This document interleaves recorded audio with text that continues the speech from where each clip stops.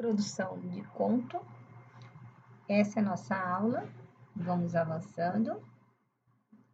Recomposição, produção de conto, que nós vamos ver mesmo, tá? O foco da toda essa produção é entendermos bem como que funciona a narrativa. Então, vamos começar aqui, dando uma abrangência maior que a gente vai fazer. Elementos da narrativa. O que nós vamos ver? Nós vamos ver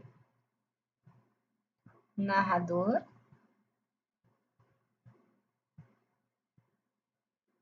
nós vamos ver o tempo, vamos ver espaço, vamos ver personagem,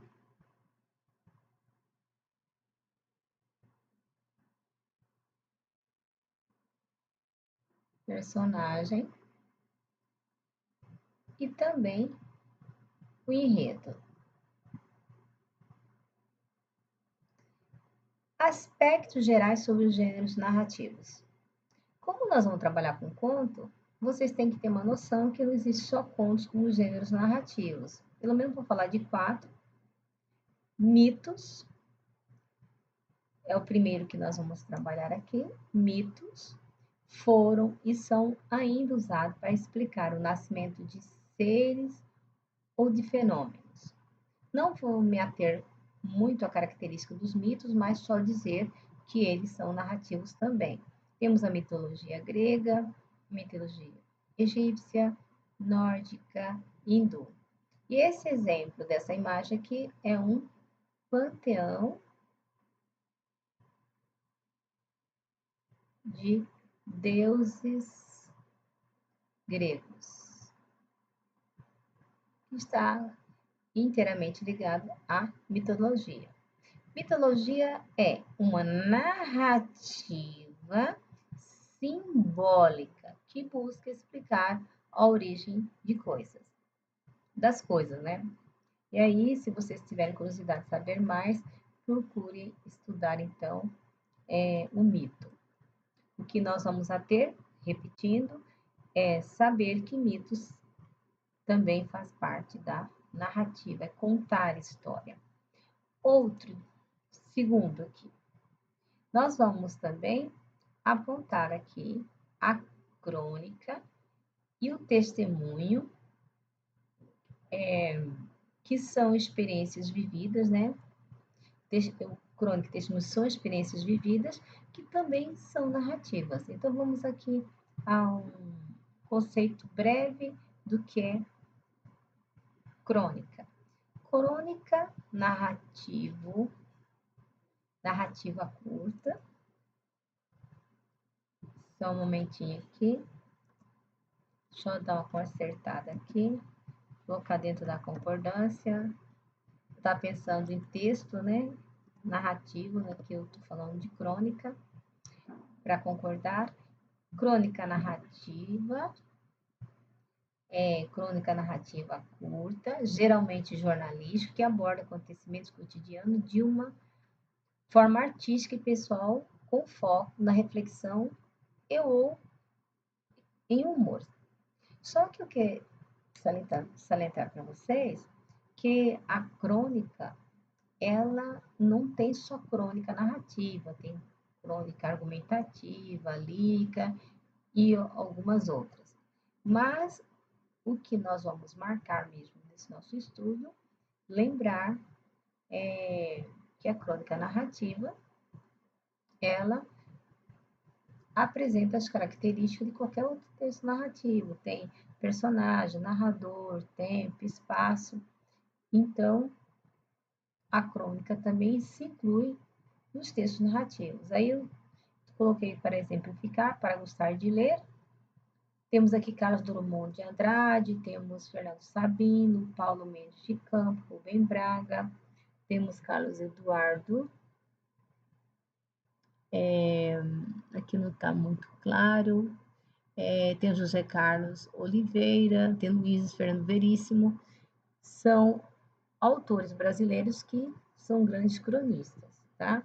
E essa coleção é maravilhosa, é bem antiga e ela tem uma seleção, aliás, são vários volumes de uma seleções, melhor dizendo, maravilhosas de crônicas.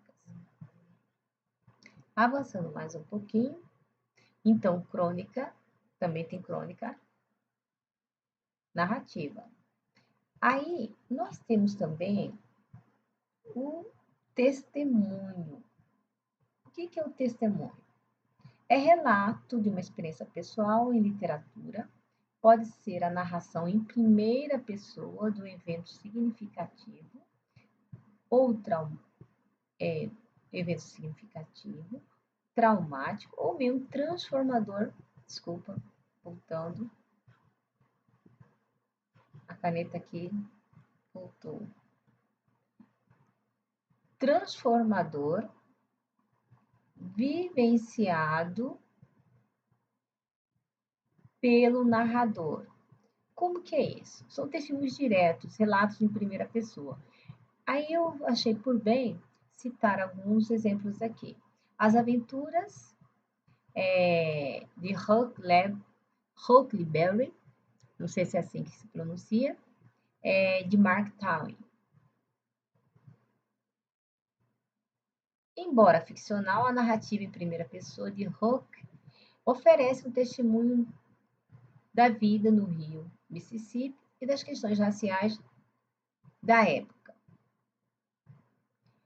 Temos também o Diário de Anne Frank, que é um relato íntimo e real da vida de uma jovem judia escondida durante o Holocausto. Tem um filme, já li esse livro, já assisti ao filme, é muito interessante, bastante comovente. E realmente é um testemunho, né? É uma vivência que ela passa através do diário dela, o que eles viveram durante o período da Segunda Guerra Mundial, escondido em um determinado lugar, chamado o Quarto Secreto, que infelizmente vieram ser descobertos depois. Aí temos aqui também Eu Sei Porque o Pássaro Canta na Gaiola, de Maya Angelou. Primeiro volume da autobiografia de Angelou, testemunhando sobre o racismo e o trauma na sua infância. Temos outro aqui, É Isto um Homem? De Primo Levi, um relato pungente da experiência de Levi como prisioneiro no campo de concentração. Então, nós temos aqui, repetindo, Maya Angelou, temos também aqui do Primo Levi, Anne Frank, e temos também esse outro aqui, em primeira pessoa, de Huck. Então, todas essas citações, essas menções que eu fiz aqui, são autobiografias ou memórias, que é considerado, né, como um gênero narrativo testemunho, aquele que testemunhou, aquele que vivenciou e passou através do autobiografiou como memória. Sigamos aqui. Temos contos ou romances, né, recria momentos históricos, misturando ou não com elementos da fantasia, porque há romances, que são chamados romances históricos, que partem de algum fato que aconteceu num período da história, e eles podem transformar isso em literatura. E tem aqueles também que é da pura ficção, né? Como nós vamos verificar na primeira geração de romance, né? Do romantismo brasileiro, nós vamos estudar Lucila, nós vamos ver Iracema e outros romances que tem a mesma característica do conto, que tem narrador, personagem, tempo e espaço. Então, o nosso foco, o nosso estudo aqui, é entender que qualquer narrativa ela tem características bem próximas, com algumas diferenças entre conto, entre crônica, entre romance, entre uma fábula. Cada um vai ter algumas particularidades, mas todos são narrativas. Aqui avançando mais um pouquinho. Agora vamos falar propriamente dito do conto. Eu escolhi essa capa para gostar de ler. Contos brasileiros, temos a Luiz Azevedo, Domingos Belendrini, Alcântara Machado, Érico Veríssimo, Ivan Ângelo, Mário de Andrade, Origem Lessa, outro Lara Rezende, Ricardo Ramos, que é um dos textos que nós vamos ter como ponto de partida para a produção textual, é Ricardo Ramos. Conto é uma narrativa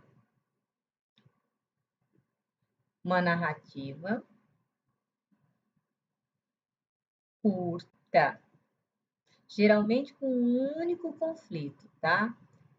Único conflito. Não tem muita coisa para ser trabalhado, porque o texto é curto, então não tem como desenvolver muita coisa.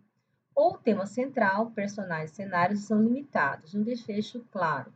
Então, o conto é mais fácil de trabalhar, principalmente quando a pessoa está iniciando a trabalhar com narrativas, iniciando a ler textos literários narrativos, é bom começar pelo conto, depois crônica, aí por diante. Aí nós vamos ver o romance, que nos interessa muito, que nós vamos ver já no segundo bimestre, né? Vocês que estão no segundo ano, nós vamos ver a Senhora, né, de José de Alencar, do romantismo brasileiro, Lucila, Guarani, vamos ver o Tio, vamos ver Iracema, vamos ver Diva. Então, nós temos aqui todas essas produções de José de Alencar, todos eles são romance. Todos eles são romances. Falei no singular romance, é para distinguir a característica do tipo narrativo. Mas são vários romances que nós temos aqui, de José de Alencar. Algum deles nós vamos ler, que é necessário. E nós vamos ver aqui a característica do romance, que ele é um gênero narrativo extenso. Por que ele é extenso? Porque apresenta personagens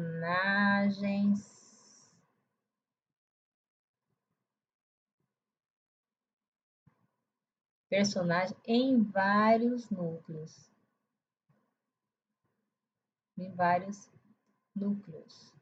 Enquanto que o conto é um único núcleo, o romance não tem um único núcleo, são vários núcleos em uma só narrativa. O enredo é mais complexo, o tempo e espaço também, por exemplo, o espaço não passa só apenas em algum lugar, passa em vários lugares muitas das vezes. Então, o romance ele é mais denso do que o conto. E às vezes é mais difícil para ler. A gente quer ler uma, duas, conhecer o estilo do autor, conhecer o contexto de produção para compreender a obra. Aqui nós vamos só salientar aqui o Guarani, que é um romance indianista de José de Alencar, assim como Iracema também. É indianista. É um romance indianista.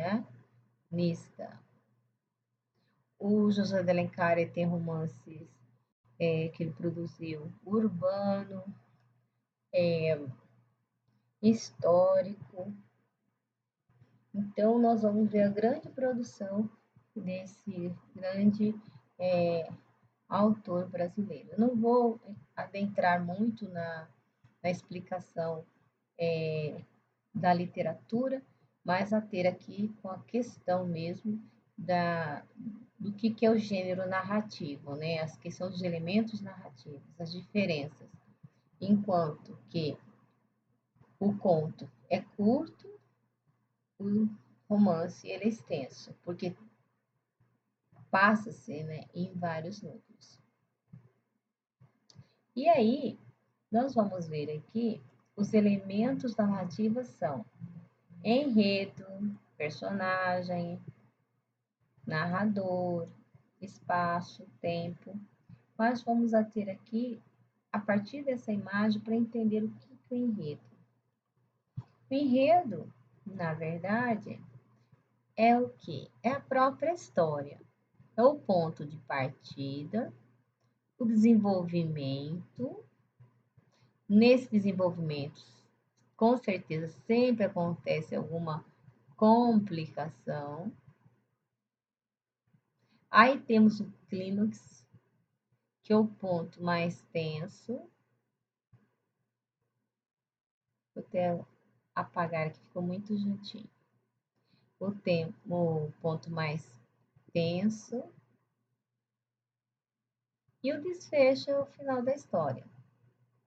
Eu acho que todo mundo que assiste a filme, lê um livro de conto, sabe que existe começo, meio e fim numa história. E o final da história chama-se desfecho, final da história. Vamos fazer uma análisezinha bem breve desse quadrinho, só para a gente entender assim, de forma mais prática o que é enredo. Enredo ele vai iniciar, no caso aqui, o ponto de partida, geralmente se dá o nome de apresentação, tá? Apresentação.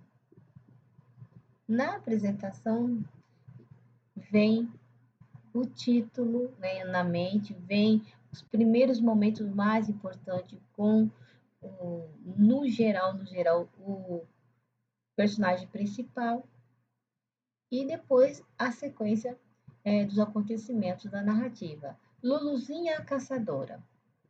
Aqui já no primeiro quadrinho, nós temos ela correndo atrás de uma borboleta. De repente, no segundo quadrinho, ela bate o rosto na árvore e perde a borboleta. Já no terceiro quadrinho, ela desperta-se, parece com as estrelinhas, né, que tem aqui no quadrinho, sugere que ela está tonta, né, que ela não está em si. E parece sim, dentro da narrativa, que ela não acordou de fato da pancada e ela pensa, né, que ela pode capturar as estrelas da dor, da tontura, aqui da visão de ótica que ela está vendo as estrelas como se elas existissem de fato. E ela, na sua ilusão, consegue pegar uma, pega sua pequena bolsa, guarda a estrela aqui já no primeiro, segundo, terceiro, quarto, quinto quadrinho, feliz que ela tenha conseguido a estrela, esqueceu da borboleta.